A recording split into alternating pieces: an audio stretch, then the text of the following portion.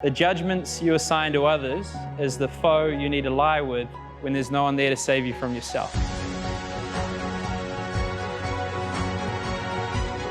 So, thanks for everyone for coming.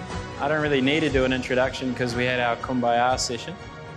But it'll be quite interesting to hear everyone's sort of take after each talk, and make sure you ask questions, because we don't necessarily have the larger crew where you can build a network, but you can actually get more of an intimate answer to the questions that you have. So there's pros and cons of anything. And just as Peter was saying, his background, he won an award for innovation for your agency, I seem to recall. And it was just really, so you imagine starting a business something like 18 months ago, you build it at scale, everything's going well, then suddenly COVID hits, and then you got to adapt and change.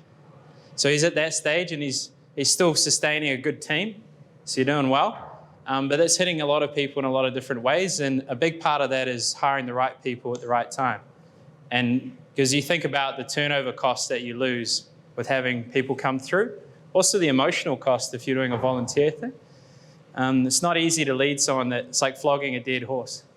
So a big part of that is getting the right people at the right time before you lead them. Some people aren't in the right position. So if you have a handle on that, that's going to help facilitate your ability to lead. And so on that note, we'll get Peter to kick it off.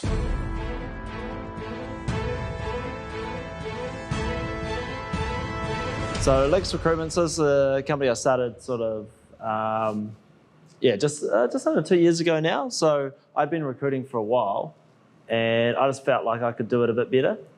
And also I was probably quite tough to manage, if I'm being honest. And always sort of despised having a boss, I suppose. So I thought I'll do it myself. So we're just up on Ponsonby Road. I guess what makes us a little bit different, we're a very relationship-driven business.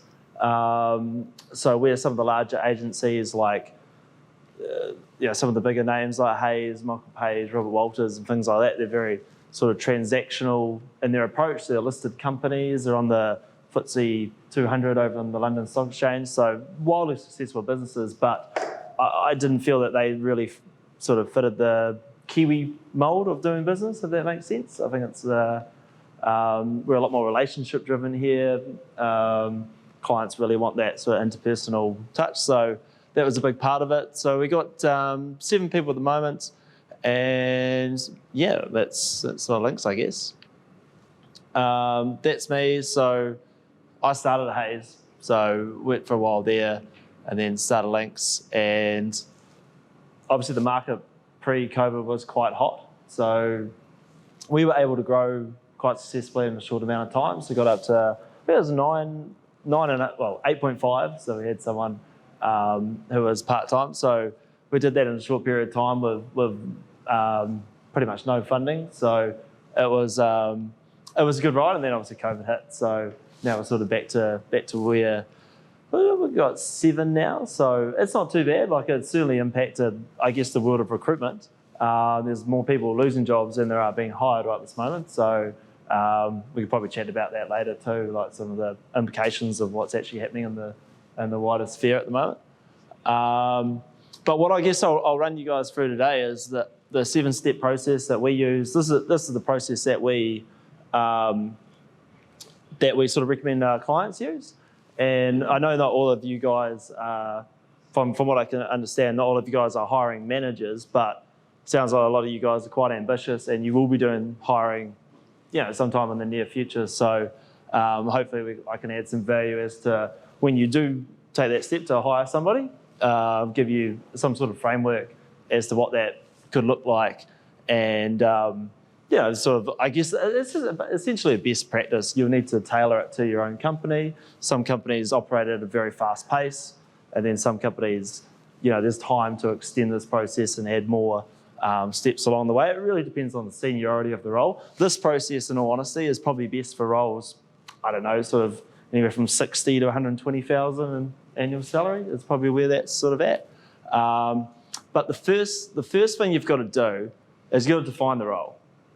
And I know it sounds quite simple, but a lot of the companies we deal with, they don't define the role. They're like, they'll ring me up, or they'll be extremely busy, which is all great stuff.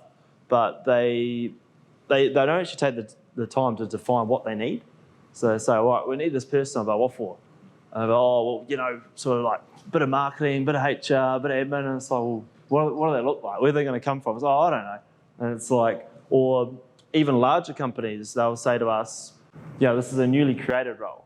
And my ears always prick up. I'm like, whenever it's a newly created role, I always get nervous because either the client or the candidate is going to be disappointed. Like one of the parties is typically disappointed when it's, I don't know if anyone's ever been selected for a newly created role.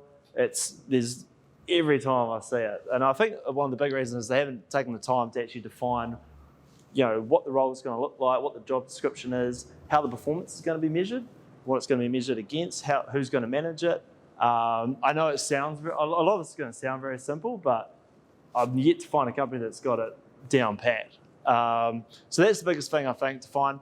And then, so I think I've got in here as well was sort of when you're actually making a job description or even a job ad, which I'll get to in a bit, the wording that you use is super important. So if you want to attract, even the specific words you use will attract different ages, they will attract different genders.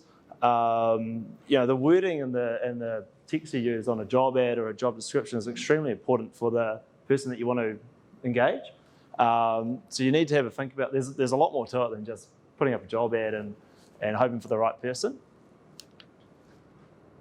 So the second thing you want to do is market, and this is where we've had a lot of success, I think, is our marketing and some of the innovation we've done around that. But for, I guess, anyone that's like looking to recruit and attract the right people, the marketing is basically, if you put up a good job ad, you'll get a good candidate. If you put up a bad job ad, you'll get a shit candidate. So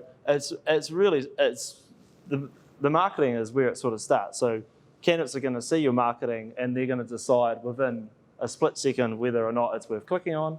And then from there, the text and the messaging that you use, is it worth applying to? So the marketing is super important.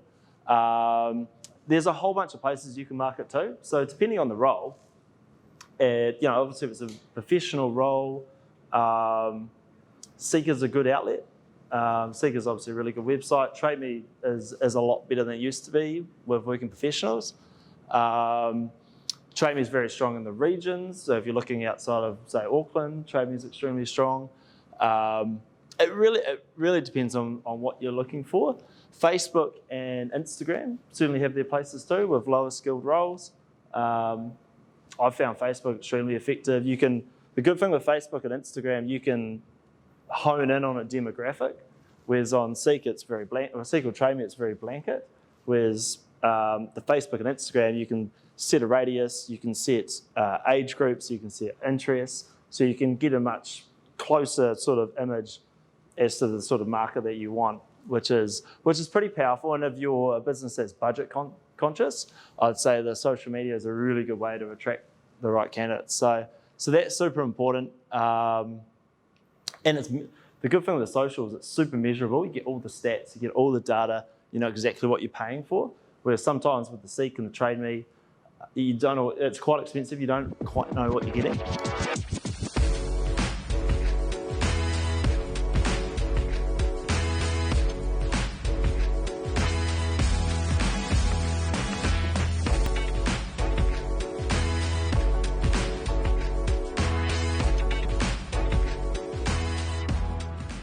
Still geography focused, or is there an opportunity to say I want a remote job? Yeah, so people search on different things, so that always changes. So number one's always money. So people always go, right, how much? So salary is the biggest thing that they'll sort of look for. Location's key, but like you say, it's not as key as it used to be. Seek and Trade Me both give you the opportunity to, I guess, do like a short spiel on the job or the advertisement when you put it out there. So if there is the opportunity to work remote, you should put that there, because remote working is a big. So a lot of people want flexibility, they want lifestyle, they want to be able to, most, working professionals, I guess, have a family or kids a lot of the time. So they want that opportunity to be able to go see them at night, or not have to, wake up at 6 a.m, drive to the shore, check in at work at 8, stop at 5:30, 6, go home in the traffic and it's a 12-hour day. That's certainly changing. So a lot of candidates now, what I'm finding is they kind of just assume. So they assume that a job's remote. If it looks like it can be remote, they will. So it's not super important to be able to, I would say for a company that wants to attract a remote workforce, you just post the ads in the different regions. So you might look at somewhere where there's a lot of professional people, potentially, if you want someone that could work remote. So Tauranga is a great example. The pricing's been, Tauranga Hamilton, the pricing of housing has been really low, but the job market's been really bad. So there's a lot of really good people in those markets that would quite happily work remote. But Auckland's obviously where all the jobs is. So and companies' ability to onboard them and bring them on and have an actual structure there where they can operate remotely will be critical to their success. But there's a lot of, I guess, debate at the moment in the recruitment world over remote versus team office environment. And it seems like, for what I can understand, the general consensus is, as good as remote is and as handy as it is, having a team in a room, working together with a culture, they can go share a drink on a Friday, that's massively important. So, I mean, my personal opinion would be, give me a team of 10 people. You've got team one that's remote, that catch up on a Zoom every week, that sort of do their thing, but they're like not engaged with the other team members in a physical sense or a personal sense, versus team B that's in the office working together. It doesn't need to be set times either, but they're working together, they've got targets, they're laughing, they're joking, they're sharing their experience, they're sharing the wins, sharing the losses. That team's going to win every time. So as people always talk about, remote, it's going to be the next best thing, but I don't know if we're quite there yet. So hope that helps. So job boards to Trade Me, you've got, like once again, Trade Me is really good. What's this one all about? It's all about Trade Me. Trade Me video. So a lot of the job boards now will enable you to do a video. So you don't need to be Steven Spielberg to do like a good job video. You can just literally just have a video of yourself talking about the company, the values, what it's about, what the team's going to look like. I think even before you're talking about getting cleaners, was someone getting cleaners? Like even that, you could just talk about, like, keep it real simple, real basic, but it's going to look a lot better and a lot more personal. What it's all about is they're going, right, there's a person at the end of this, they're a human, I want to talk to that person. Whereas the rest of them, they're very impartial, you've got to follow a process, it's all click, click, click, it's very, even entry-level roles, people want to feel like they're, I believe people want to feel like they're part of something, that the employer that they're working for cares. So just having that video in there, it just personalises the whole thing. So I think video is one of the most underrated benefit or advantages that any company can have when recruiting. If you can get a recruitment video costs a company or an organisation like $2,000, but you just do it. Like, we've done one, and I think it's pretty cool, but I'm a little bit biased. But just bringing that job to life, there's a lot to be said for that, and I think that will attract. You might not attract more candidates. You might not even attract, say, the best candidates, but the candidates that you get are going to be engaged in that video, and then you're already halfway there. So although it might not seem like you've got the best candidates coming to you, they're going to be candidates that are like into you, into your brand. A relationship's a hell of a lot easier when the person that you're trying to build a relationship is interested in you. So I'll just sort of leave you with that comment. Screening is, this is a big part. So this is sort of relevant where you've got a job, you've listed it, you've got lots of applicants. So the screening and the way that you get back to applicants is extremely important. So an example of where this went wrong was for Air New Zealand. They used to advertise a lot for flight attendants. And as you can imagine, they get thousands and thousands of people applying for a flight attendant's job. But the issue was they weren't going back to them. So then they'd send back customer feedback reports, and they'd be like, "Oh, we never fly in New Zealand, never heard back from," or I think it was actually worse, they'd go into interviews and not hearing back if they're successful or not. So people were like, "Oh, I never fly in New Zealand." I mean, the only option there is to fly Jetstar, so snookered yourself. But it gave a lot of, it's really important when you are recruiting, you're going to put your brand out there as a potential employer, that you treat every candidate with respect, as it will come back. So big part of that. If you've got a system that you can use, we use Job at Links, and it's a really good system. It's off the shelf, it's cheap, you just pay month by month. It's super easy. Engage. So this is the actual part where you identify candidates, you call them up, you get them in an interview, and once again, this is like a big part, I guess, of business now is that experience economy and that engagement, how you engage with a candidate, bring them in, how you treat them, the questions you ask. It's amazing how many clients, they'll meet a candidate and then the candidate will call me up and I'll be like, how'd it go? And they'll be like, oh, they didn't really seem very prepared, or they hadn't even printed my CV, and it was like, oh, it's really loose. So you want to have some sort of structure as to how you're going to conduct your interviews, sort of questions that you're going to ask, how you want to go about that, and just keep them informed on how the process is going to look. So, we'll say we've got a 2-interview process, whatever it may be.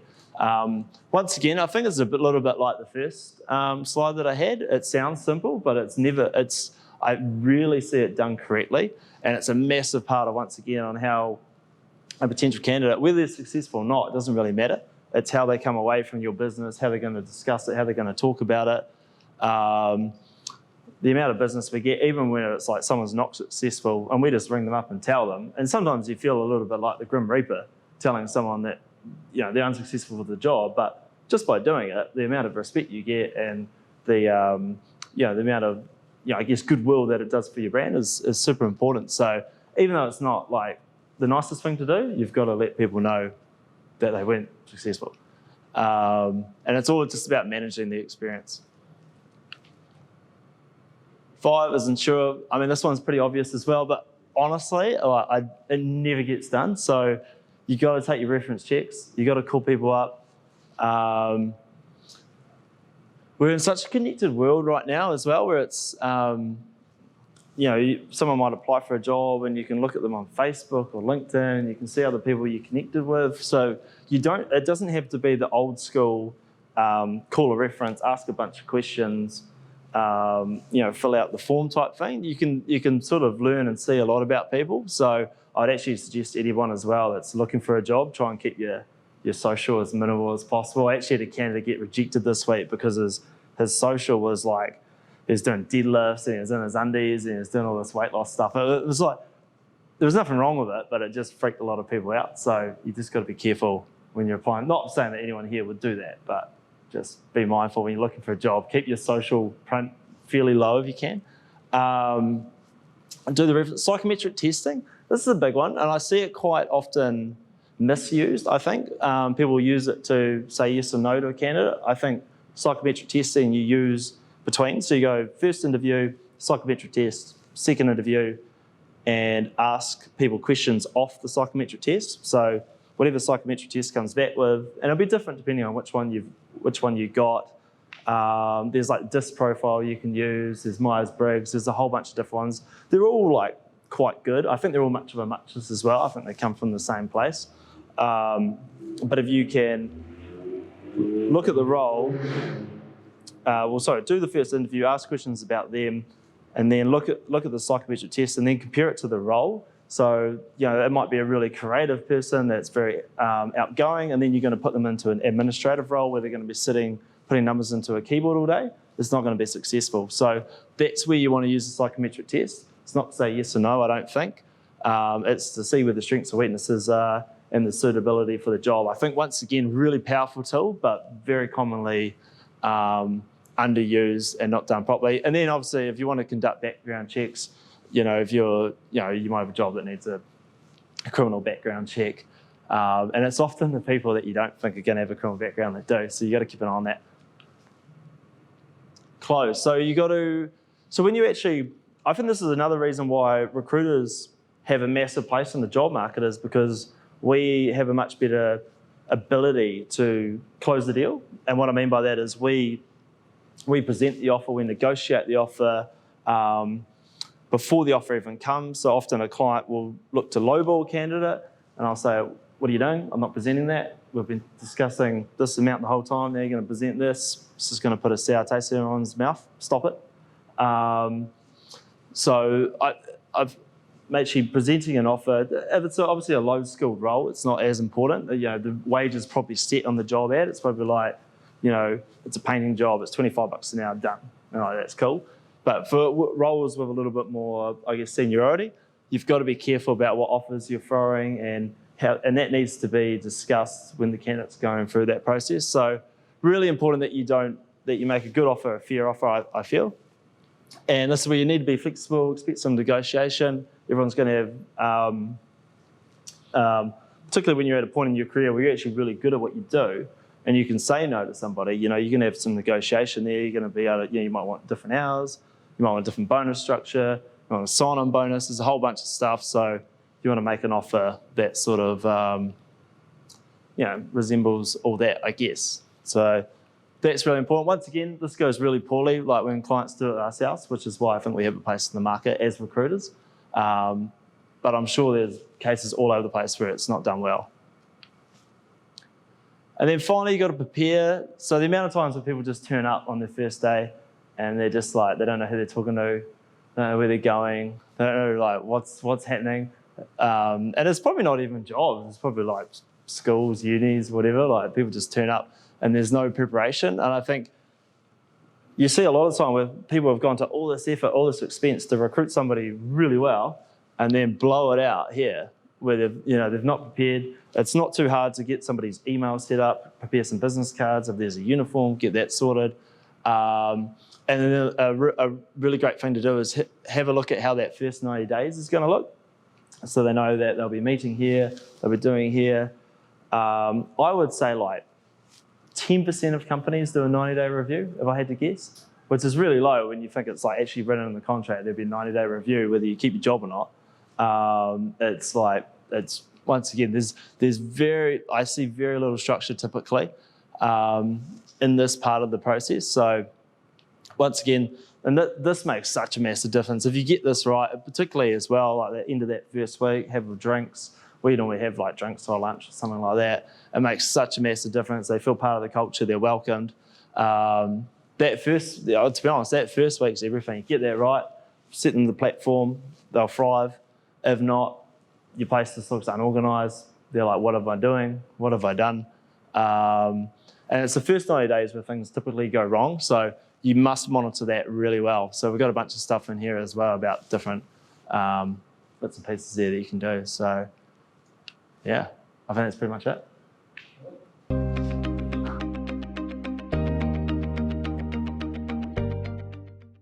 Or like the counter offer. Yeah, so counter offer would be like, so if you've got someone good, their current employer will say that you've offered 100,000. There's a good chance their current employer will come back and offer, say, 110 or 120 as an example. And that's typically a sign you've got a good candidate. So you should preempt that if you're recruiting the right person. You just need to preempt them about it. To be honest, it's one of those things, there's not a hell of a lot you can do once they're sat in front of their boss, who they've been working for, who in many cases may have trained them up, spent a lot of time on them. It's really hard to talk them out of that counter offer sometimes. But the biggest thing is to, I think, preempt it and say, look, what would happen if your current employer gave you a counter offer? And 9 times out of 10, they'll be like, I wouldn't stay, I'm committed to this move. And then when it actually happens, it's quite hard for them to say otherwise. So I think you've got to preempt it, remind them of the reasons why they were looking in the first place. I think it's the big thing. And part of that's that, that engagement part where you're interviewing them. Why do you want to move? What do you like about this? And then, basically dig all that up again, I suppose. That doesn't sound that tactful, but this is, I guess that's the salesman to me coming out. So that's yeah. But no, it's a good point. It happens all the time, particularly in a hot market. Probably wouldn't happen as much now, because probably people are like, yeah, good.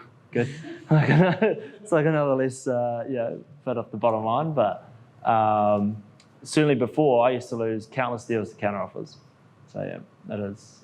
And it's funny though, because they get counter offered, they stay, and 6 months later they go to something else. So there was some underlying reason why they wanted to move.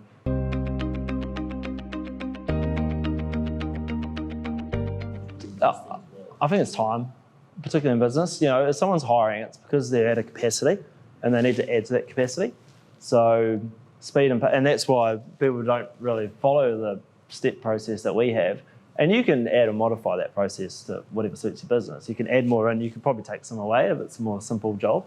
But I would say it's time. People just time, because once again, they're at capacity, they don't want to. And often a good candidate will come up and there is no time. So someone's really good and you might have to potentially skip a few parts of that process, or you might just have to be like, act on gut and go, which is why they sometimes get missed out. And then some candidates actually interview extremely well and sell themselves extremely well. And in some cases, they even put pressure on really well, too highly. So I always say to people as well, beware of the candidate that interviews the best. That interviews the best. Because the candidate that interviews the best has been to lots of interviews. So it sounds simple. There's a reason why they're so good at interviewing. We obviously have clients that are, they interviewed really well, presented well. I was like, why's that?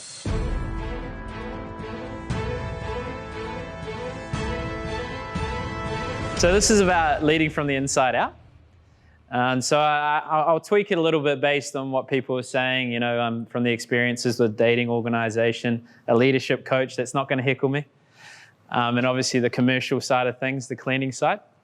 So the biggest thing I want to drill home is that leadership isn't a title. So just because someone's a manager doesn't mean they're the leader. And you'd be quite surprised, it's actually a well-established lady that's actually in the organization that's covertly running things, because their social awareness is higher than the person that's in the position. So just be mindful of those ones. And these are the 4 concepts I want you to grasp by the end. So it might not make sense now, especially when you move it. We've got crack an egg, drive a bus, convert a sheep, paint a picture. Anyone guess on what one of those might mean? Take a stab. Well, what do you reckon? Crack an egg. All right, perfect. The mystery will be solved by the end. If it isn't, I've failed. So remind me. So the first thing with cracking an egg and leading from the inside out is that as humans, we have cognitive biases. So we're not aware. We have this little sphere of awareness. So that little circle there, that's your egg. So you have these unconscious drivers within yourself that actually govern your decisions, but you're not necessarily aware that they're influencing you. So you probably had certain moments where you react to a situation, but it was a bit over the top. Your reaction didn't justify the logical aspects of that situation. So this is from a psychiatrist. It's from psychosynthesis. So the landmark forum people might like it. Similar to rackets, I guess. So there's 2 ways for you to break in out of your current habits and disciplines. So usually the main way people will change is they hit rock bottom. So you might have heard the Tony Robbins story about a dog that every day he sits on his favorite little spot, perfect little view, can see the neighbors, everything's going well, everything's well cleaned. So he's loving every aspect of it. And then suddenly there's a nail, but he stays. He sits on the chair, it hurts, he complains, he howls, but he doesn't change. So even though you have the pain isn't great enough than the pain of changing who you are. So through your life, maybe when you were a young child, you had an event that shaped the way you think. So like when I was 4 years old, my mum took off overseas, and then I'm very conscious of disappointing people, so they'll leave me. So I get quite anxious and nervous around new people. I've learned how to manage it, but I'm not quite sure how to overcome it. So with that, I'm aware, but if I suddenly have something that's rock bottom, where the pain of actually changing isn't as bad as the pain of existing. So you hear of like people that are on drugs, rock bottom, those moments. And the thing about that, there's 2 things you get out. One, you get an opportunity. The second thing you get is empathy. So imagine, Daisy, with your experiences and wanting to liberate people from that. I call psychologists wounded healers. So like what they've been through drives them to want to help others so they don't go through that themselves. So there's a lot of things underneath your psyche and your behavior that's influencing beyond your perception. So one thing to be mindful of, imagine like a little puppet man pulling little strings of emotions that make you take action, and any word that you use is another string tying you to that identity. So you've got to be very careful of saying, oh, I'm a nervous person, because that's an absolute. Just look at suicide bombers and army people. Do either of them think they're doing the wrong thing? They both feel like they're doing the right thing. It's the old quote, people don't have ideas, ideas have people.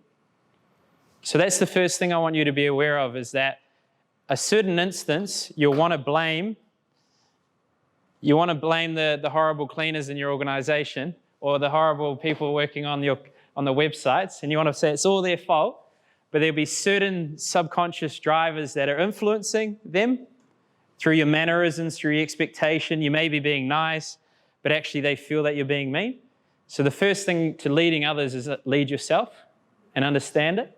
The other way you can break out of it is through inspiration. So you have something that inspires you, that you look over into the distance, that makes you not so aware of the ups and downs, so then that drives you to change. So those are the simple ways, but that's not a very conscious way.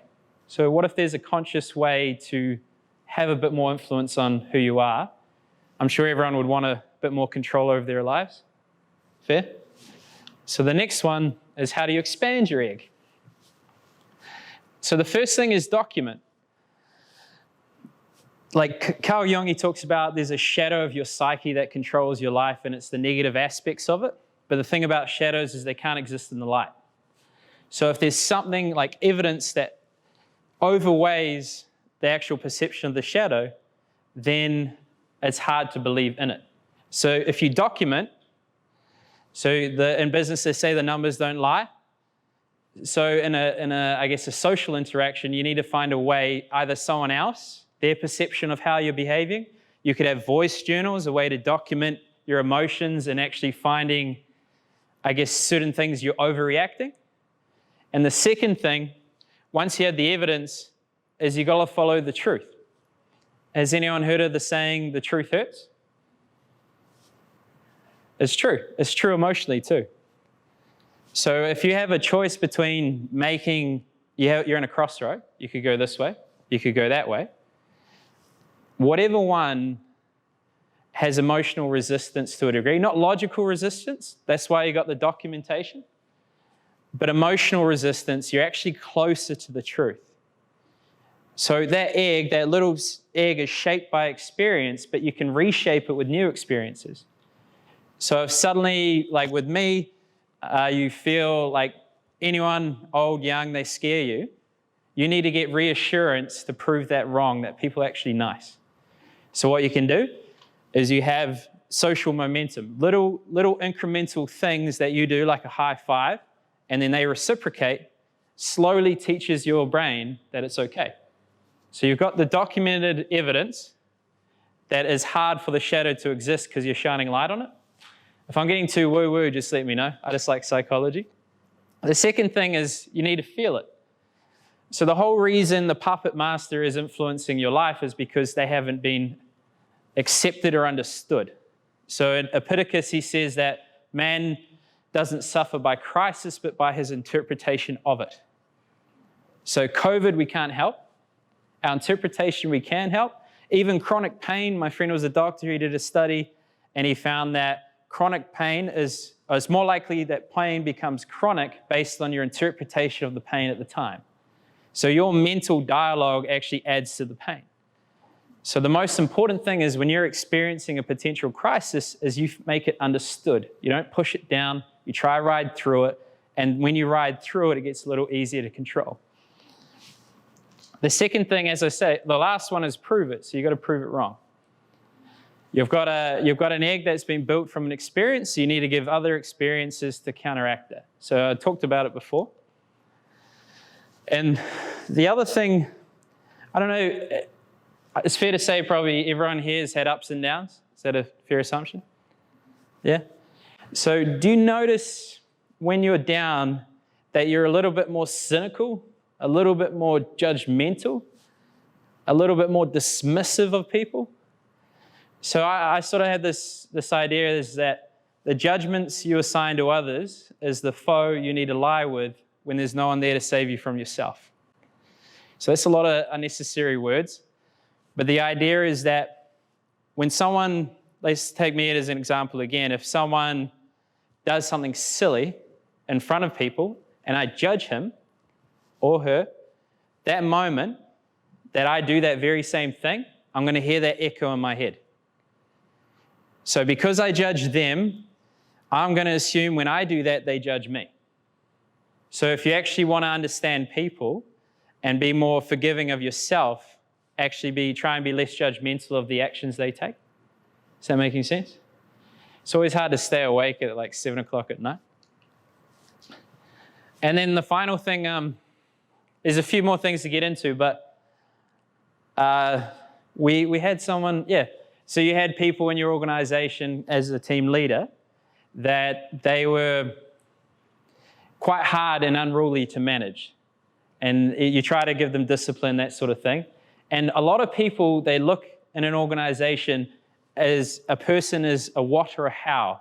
This is what they're doing wrong. This is how they're doing wrong. So I need to fix the what. I need to fix the how.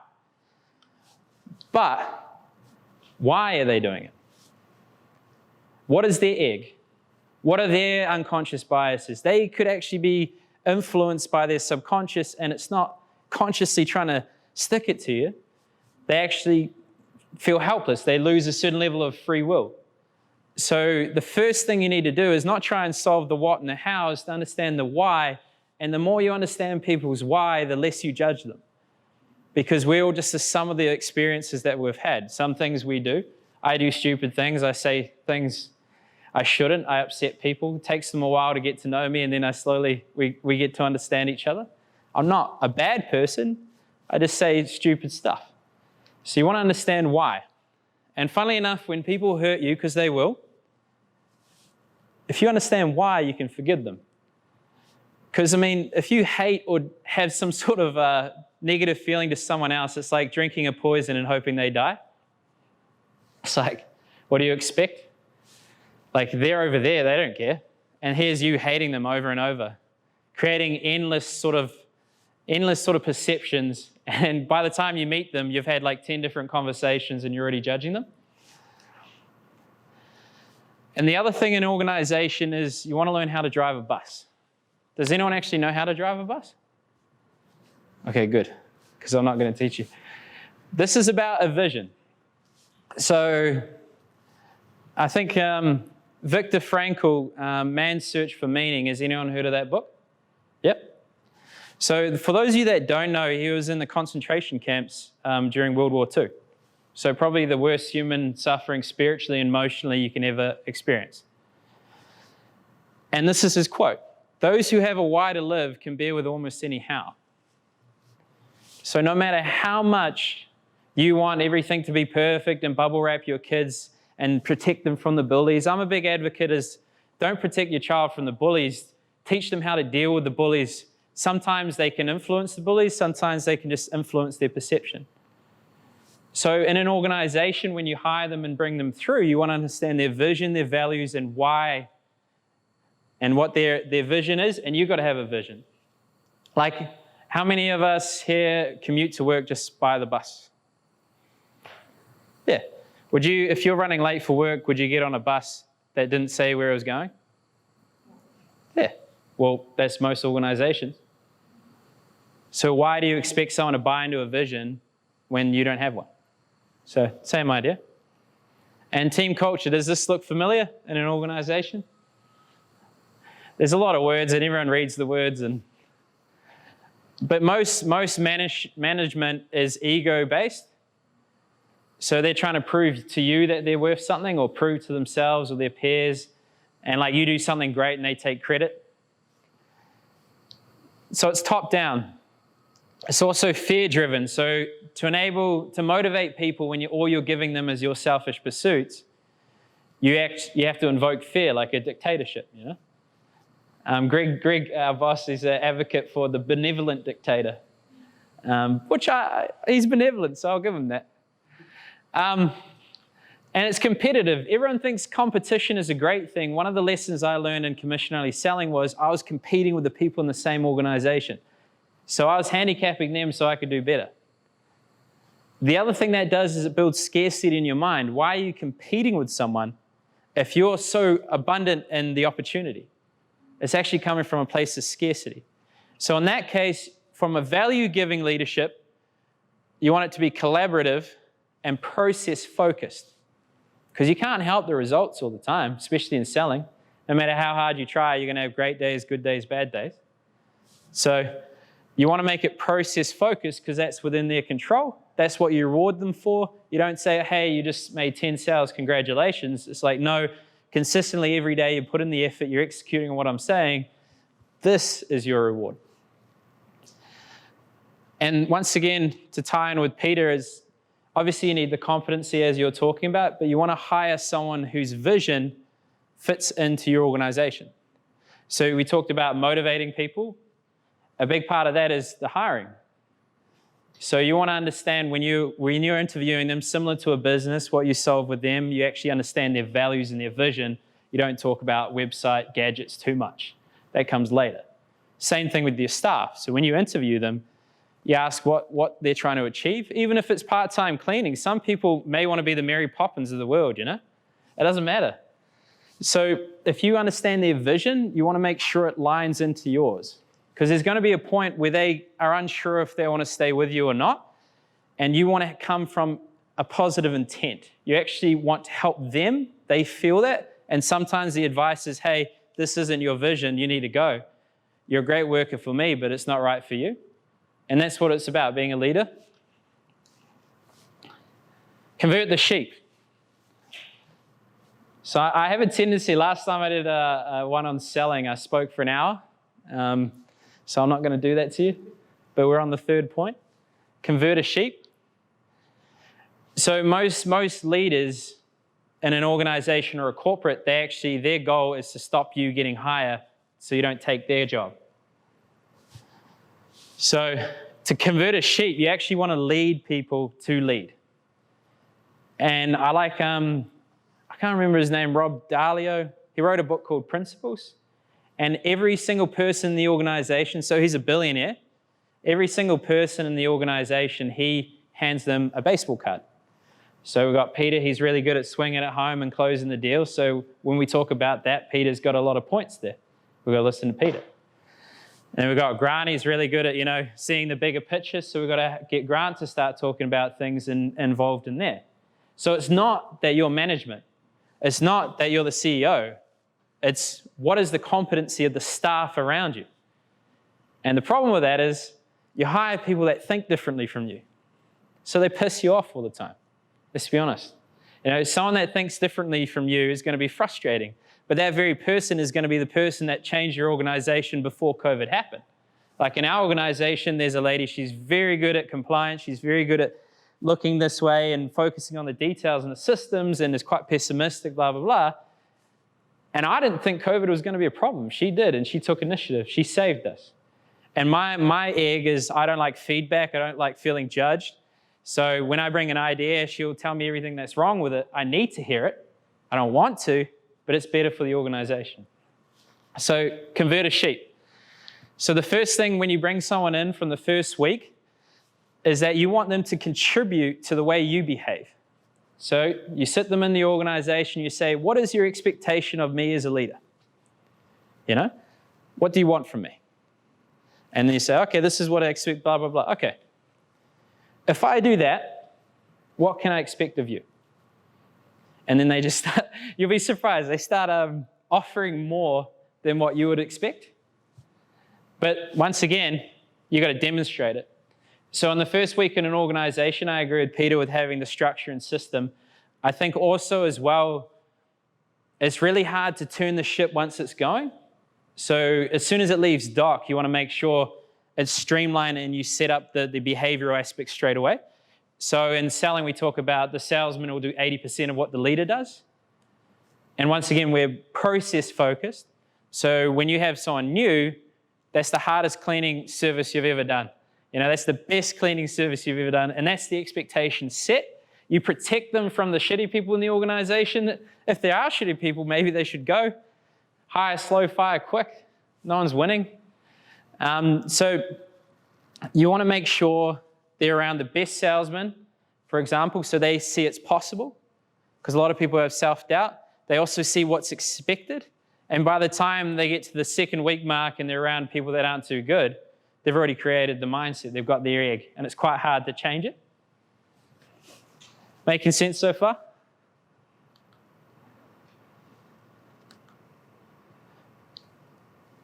And reward.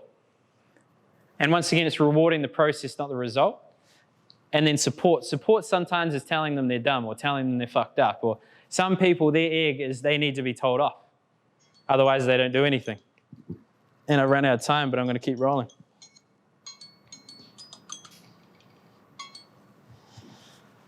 Cool. So support isn't just saying, high five, congratulations, you're amazing, you're doing everything good. Sometimes it's saying, you're fucked up. You said you're going to do this, why haven't you? And they only respond to that. It's not unkind, it's just that's how they respond. And the other thing is, if you're going to teach someone to lead, so you're giving them responsibility, you're giving them opportunity, but there's going to be things in your organization you can't control. So you need to give them a framework for chaos. So crack the egg. So it's helping them understand their unconscious biases and how they're reacting. And you'd show that through demonstration and talking about it. Some people don't want to talk about meditation and kumbaya sessions and circles like we all did before. Some people just want to leave when they see it. But you give them the opportunity to understand themselves. The second thing is find their why, their reason to suffer, because things are going to happen that are horrible. I remember the first time I had to run a team run where we go off and it's commission only and we don't eat if we can't sell. And we had two sales ladies that were actually looking to quit because they weren't performing. And then I had my gun that was in my team come with us. And the first thing that happened was when we drove to the thing, there was 2 dead bodies we had to drive past. So for that whole week, those girls were having nightmares. I can't help that, you know. I try to be supportive. And you know, selling is selling on positivity and passion. That's not easy. Then we get there and it's supposedly a mining town, but the whole mine's closed, so no one's there. The other thing is we're in a shopping center. We have to stop people, but there's actually a big wall between us and the people. So they would walk for 10 meters and be down there, and we have to stay here, and we have to get them from there, turn around and come back. And everyone didn't want to work there. They were scared. They didn't. So what I did, I didn't want to work there either. So I had to prove to them it was possible. I didn't know it was possible. And I sent them all off to the happy lands and the other places, and I just tried to show them that you can sell there. So I managed to sell a few things, and then my gun started doing really well, but then he had news that his friend killed herself. And what can you do there? It's like sometimes you just got to lick your wounds and leave, you know? Sometimes, so things are going to happen. You need to give your people a framework to deal with it. And it's got to fit into the vision. No one's going to love your business as much as you. Let's throw that out the door already. Sorry, Will. But if it fits their vision and it's honest, it's not you just manipulating and bullshitting them. It actually fits. They're going to do everything they can for them, not for you, because it fits. And then the last thing is to fill the void, helping them crack their egg and realizing they suck, like me, at presentation and organization and seeing that COVID's going to be a problem. So I shut up and listen to the person that has that baseball card. I'm not just here to hear the sound of my own voice, despite what you might think and talk in a while. And the last thing is paint a picture. So what would be people's thoughts when they hear that? Jordan, what do you think paint a picture means?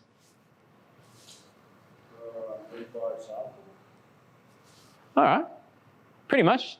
Yeah, so There's 4 different categories in this. So as a general rule, like the psycho test, you know, you can, what did you call it? Psychometric? Psychometric testing. Psychometric testing. So this is similar in organization. You sort of get a feel for these people that do these sort of things. So the big picture is like the Elon Musk. I'm going to Mars. This is how we get there. If we're not getting there, you need to get out of the way. I'm going here. Big picture. Seller. Fiona's very good at that. Fiona's very good with people and actually, like if I want to get the collective behind the idea, I tell, hey, Fiona, can you do this? Can you tell people about it? And then she'll convince everyone about the picture. The other thing is the painter. They're the taskmaster. Problem with the painter is you give them work and then you send them off to the warehouse stationery and you send them to get a pen and they find extra work. So they get a highlighter, they get a pencil, they just find work. And they make things happen. And they get frustrated with the big picture guy because he's not tangible, he's not making it happen. And then the last one is the critic. So the lady in our organization that was very good at seeing what could potentially go wrong. Problem is, you don't want to get the critic when you're innovating because it's fragile. It's an idea, you don't have the answers. So you say, hey, critic, you're a critic. Maybe don't call them that. But they're a critic. And you say, hey, this is what you're good at. This is your baseball card. So I want you to come in when we're finalizing the idea. And then the big picture guy, you don't want him here because he'll get frustrated. You're like, get out of the way, mate. You just go sit in the corner. They can listen if they have some emotional awareness. And then the seller, not targeting Fiona, not saying these other attributes of her, but it's like their head's in the clouds a little bit in terms of organizing things. So they'll promise things like, hey, let's meet up Friday. They're real passionate and you believe them. But then when they actually come to do it, they've forgotten or they don't have the system or blah, blah, blah. That's probably more me. I'm somewhere between a big picture and a seller. And then the last thing, don't worry, hang in there. We're there. The last thing is, have you ever listened to a talk like this, for example, and don't remember anything? Has that happened to you? As knowledge. So they actually tell you, this is how you should dig a hole. Go read a book. This is how you should do your software in the organization. Okay, I read the book. I don't know how to do it. Like, I understand the knowledge, but so you should actually teach it as a skill set. And how do you learn a skill set? By doing it. So in sales, you don't like it, but you do role play. You create events. Like with commercial cleaning, you probably don't have like, sorry to single you out, I'm just trying to remember everyone. You don't have like a whiteboard saying, hey, so this is how you mop. This is how you got to clean the surfaces. No, you don't. But most organizations do that. They're like, oh yeah, this is how you objection handle. Oh, cool. But like, how do I do it? You know? And then the other thing is attitude. So the big mistake I made in the sales organization was I would just teach people ideas and knowledge. I wouldn't actually work on the mindset. So they knew what to do, they just couldn't handle the ups and downs. So an attitude comes from sharing stories. So when you share a story of you having gone through the issue that they're going through, it gives them faith because people have a tendency to pedestal leaders. So they don't think it's possible for themselves. So actually the most important person in your organization is the one that understands you, but is actually in the trenches with them. So you could do your whiteboard and tell them you want to do this, but you're just this unattainable dude that's not possible or girl that's not possible to achieve that. So you have someone that's on their level to explain it. So yeah, I hope you learn how to crack an egg over a painting and drive a sheep to be a wolf. Thank you.